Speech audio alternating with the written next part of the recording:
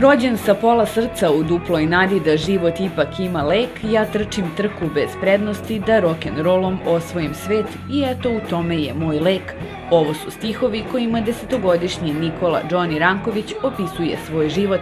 Sa samo 6 godina Johnny je naučio da svira gitaru, a danas njegova virtuoznost impresionira i mnoge iskusnije muzičare. Zapravo, iza Tine sam dobio malo gitaru, klasičnu. I sad ja to, kao i svako manje dete sa 5-6 godina, radozna. Ja sad uzeo gledao pa na internet, pa ovo, pa ono, ja gledao pa pitao tatu, pošto on svira onako. I saznao sam 4 akorda i onda sam počeo dalje da širim priču.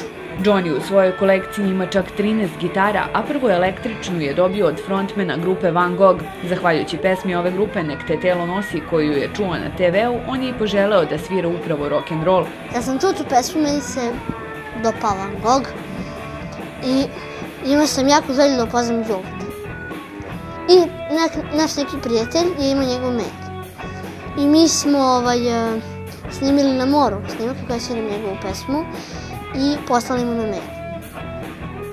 On je odgovorio on mi zapravo odgovorio na mail da hoće da se upozna sa mnom 22. augusta 2010.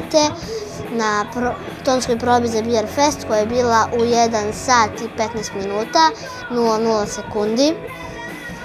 I poklonio mi prvu električnu gitaru i pojačao i sad ta gitara stoji potpisana na zidu. Iako ima velikih zdravstvenih problema i samo 10 godina, iz njegovog stava, profesionalizma i zvuka koji izlazi iz njegove gitare stičete utisak da je pred vama neko mnogo stariji.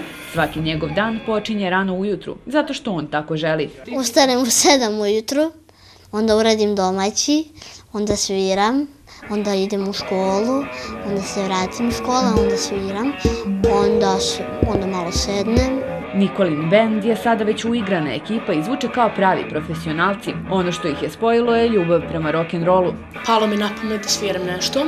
Krenuo sam originalnu gitaru, jednom uzeo bas u ruke i više mi se svidelo. Ja sam počeo prošle godine i evo sviram jednu godinu dana i malo jače. Johnny za sobom ima već 4 snimljene pesme i po načinu sviranja već može da stoji rame uz rame sa najvećim imenima naše scene. Kako i kaže u svojoj pesmi, on tera po svom i svakog dana živi svoj san.